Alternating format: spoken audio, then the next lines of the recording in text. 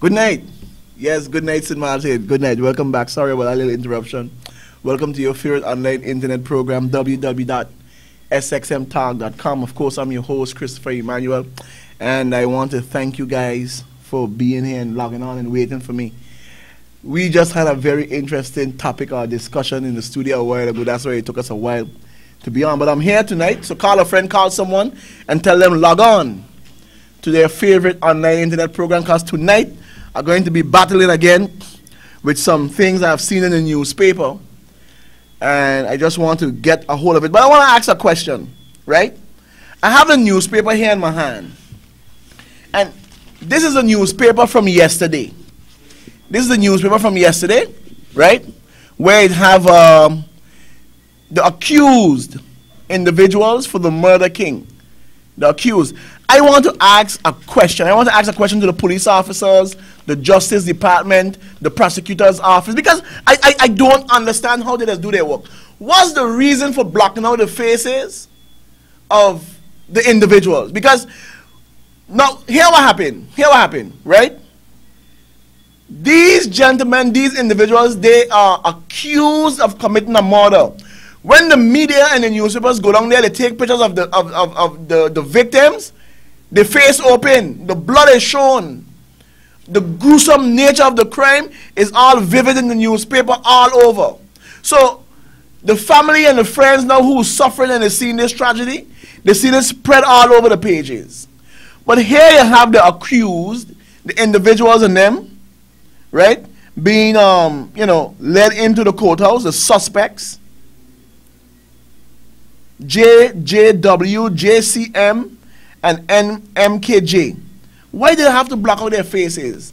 Please, somebody send me that online. Send it to my website. Send it to us on the chat box there and give me an explanation, because I really, really don't get it. I really don't get it. Because I'm saying to myself, we need to know who these criminals are. We need to know who these suspects are. All right?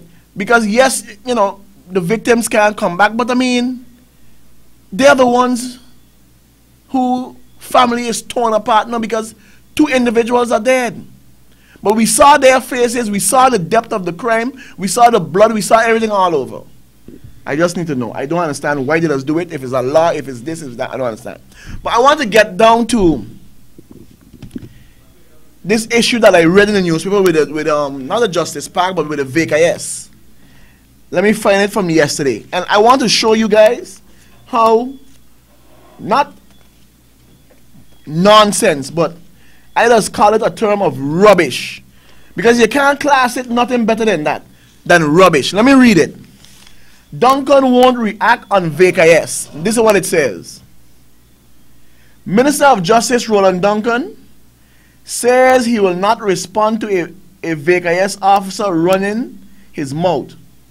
Reports reaching the Daily Herald stated that some voluntary corps VKS officers have refused to go back on the road as traffic officers to aid in the flow of traffic during peak hours until Minister Duncan has signed a special ordinance authorizing them to do so. Duncan said he has not received any formal complaint from the VKS. The VKS assists police in functioning. Duncan told this newspaper it is already in the law, so no extra order is needed. And this is the part that I have an issue in. When asked by this newspaper, VKS Commander Jean-Elige said he had no knowledge of the situation. Now, this was yesterday's newspaper, Wednesday, January 23rd. Let's turn over now to Thursday's newspaper, right? January 23rd. Let's see if we can bring it up. Listen to this. Elige, VKS has nothing to do with control claims. Voluntary Corps VKS Commander Jean-Elige says VKS officers have nothing to do with claims that they refuse to go back on the road assisting the traffic control unit unless Minister of Justice Roland Duncan signs a special ordinance authorizing them to do so. VKS has nothing to do with it, Elige told this newspaper. He said now, this is the part that I want you guys to get. The day before, he said He has no knowledge of the situation. That was yesterday. Today, he says, VKS has nothing to do with it. LH told, he said the person making the original claim worked for the traffic control unit and just happened to be a member of the VKS. Well, yesterday you say you don't know nothing about it. Today you're saying the VKS have nothing to do with it. But still in your statement you're saying he just happened to be a VKS. So wait a minute. Let me get it straight. Is he a VKS or not? Does the VKS have something to do with it? Because he can't have nothing to do with it and still he just happened to be a VKS. He's a VKS. So is a VKS making an issue, Jean-Elage? Not because he worked with a control unit and he happened to be a VKS. He is a VKS officer. And he's making an issue, not going back on the road, not as a traffic control unit, as a VKS officer. Why we just make things so complicated? He's a VKS officer, not happen to be a VKS, not happen to be a member of the VKS. So, how does it go in stages? You're a VKS officer, and then you happen to be a VKS member. How does it work? It's either or. That's why I say it's rubbish. Listen, get all your butts off of it. Sit down and deal with the blinking issue. Get them out on the street, controlling the traffic. Everybody's looking for action. He happened to be a member of the VKS. Then he's a VKS. Goodness, man. Sticking to law enforcement and the justice minister. He was in parliament and he says, we have another article that's supposed to come up. This is what the minister said. There still needs to be clarity, or members of parliament still needs to more information and stuff on this whole issue. Now, let me say this to the Justice Minister, Roland Duncan, because it doesn't matter, right? He seems to be head-bent, steadfast on this Justice Park. And then every time you talk about him or you talk about it, he's on the defense. He's not looking to see that, look, listen, the pros and the cons. Oh, you need a youth descendant. Listen, we're not supposed to be creating more prisons for youth. We're supposed to be looking how to prevent our youth from going into prison. And then $100 million. The thing about it for me, the Justice Park sound good, justice this, whatever. What I want from the Minister of Justice is come and explain, okay, the numbers of the $100 million is going to cost, and how you're telling me that residence permit and director's license will pay for it. That is what you need to explain. Explain how. How are you going to accumulate? How are you going to get? Because you're talking about building this building in 4 years, like you're going to be in office as of next year. You don't even know. Okay? How you're going to calculate it? How does the calculations work? $100 million. And then you're talking it's going to be paid back in 33 years? You guys, are you hearing all yourself? 33 years? My daughter's going to be 35. Huh? You Duncan, you're done dead and gone already. You going to be here? 33 years? It's ridiculous. And everybody seems to be nicing it up and afraid to tell the gentleman that it simply does not add up. $100 million for a Justice Park. And the country going to make back its money in 33 years. Goodness gracious. In 33 years, I'm going to be 90 years old. If I'm alive, 90 years old? In 33 years? No, sorry. Lord, you see, he so got me confused that even my calculations are correct. Not even I'm going to be 70 years. In 33 years, I'm going to be 70. So yes, I'm still going to be alive. Huh? So when I'm 70 years old, When I'm 70 years old, we're finally going to pay back for a Justice Park. And if I'm in my 30s and you, Duncan, in your 60s, let me tell you what you guys are doing to this generation. We are saddling the next generation with debt. We are saddling them with a debt that most likely they will never be able to pay off. I am saying, take your Justice Park, Minister Duncan, and keep it as a dream in your memory, because it will not happen and it should not happen. I have more respect for you, so I wouldn't say shove it. But I'm saying, think on the next generation. Think at what we are doing, the cost. The cost that we're going to incur, the cost, that burden that we are putting on the next generation to pay off. Where the breathing space for them? It's crazy. It's seriously crazy. And I don't care how you put it. It simply does not add up. Residence permit and director's license. So what you're telling me? 15 to 20,000 people, new immigrants, foreigners, will be coming into this country requesting director's license and work permit and residence permit? That's the next problem now you're creating. Okay? For the generation. Listen, calculate, people of St. Martin, calculate 20 times 5. 2 times 5 is how much? It's 10. 20,000 times 5. So what I'm saying, if they raise the work and the director's license permit to 5,000 guilders, and you got 20,000 people requesting it, that's your $100 million there. Where in the world on St. Martin we going to find to put 20,000 foreign nationals? Where?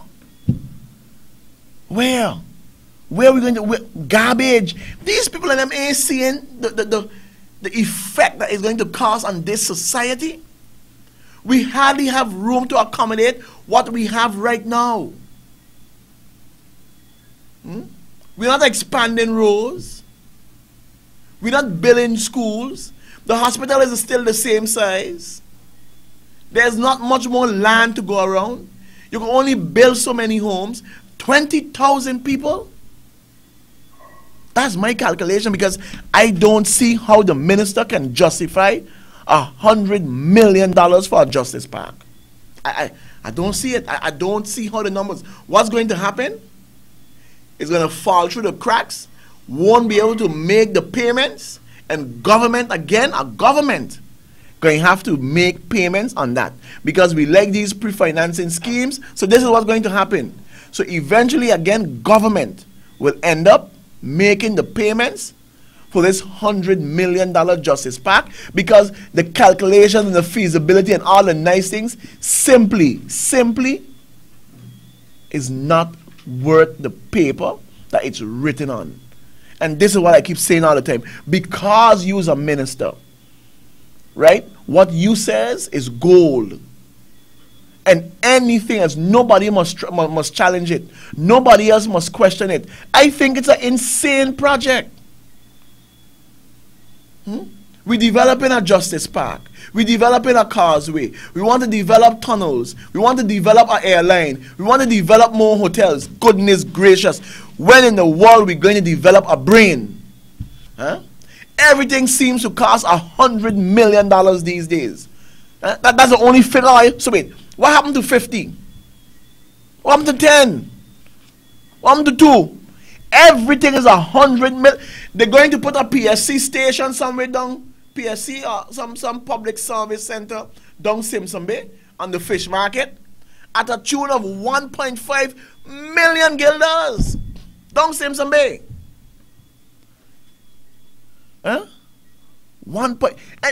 I understand the Prime Minister's attachment to the people of Simpson Bay. I understand that. But Simpson Bay is the only place, is the first place prime minister you're going to put a public center service? Huh? Tongue ain't got none. Huh? Dutch Quarter, Miller Region, Soccer Garden, Cold Bay, South Reward, Simply. They ain't got none but Simpson Bay. Simpson Bay. For staff, for this, for that, etc., etc. 1.5 million St. Martin people. These are the people, I am telling you, here tonight, we need to root them out of office. Phase them out, you know. We need to shake them out, get them out. Why? They are not good for St. Martin. We can sit right here. We can sit right here. All right?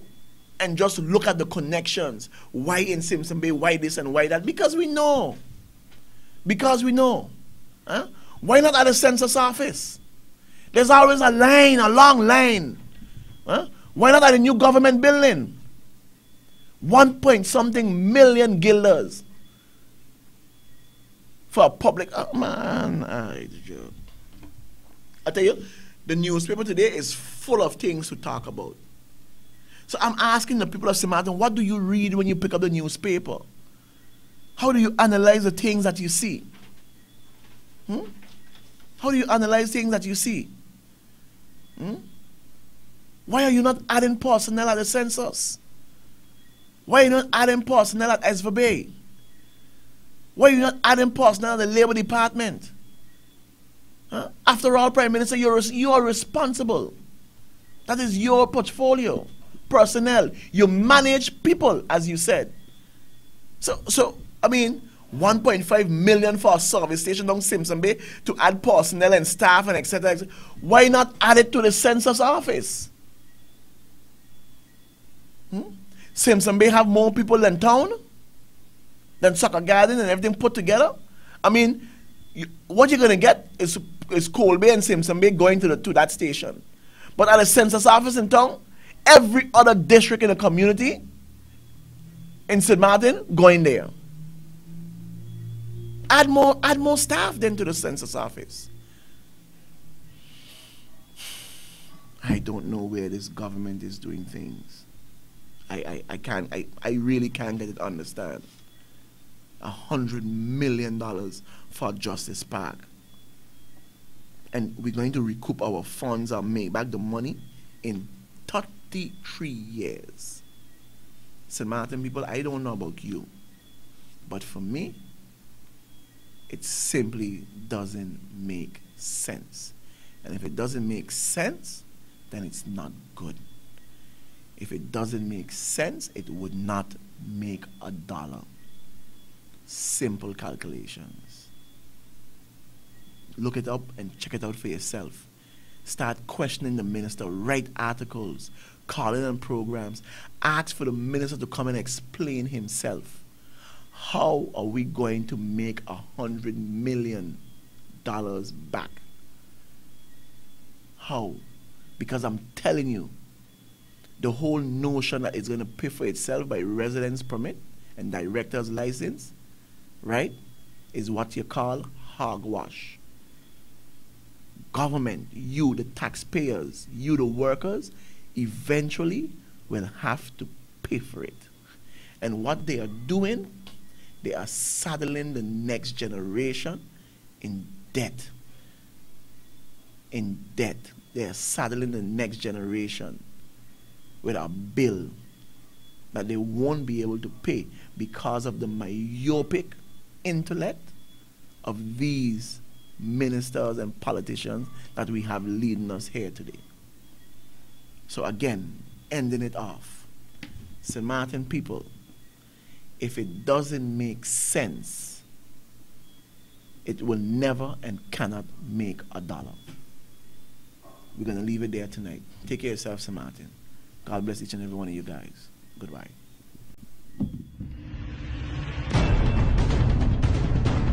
There was a time when people dare not utter a word. There was a time when people were in the dark and searching for accurate information. Just when all hope is lost and frustration hangs in the balance, XSM Talk emerges and broke the silence. Join host Christopher Emmanuel for live and serious discussions and hard talk.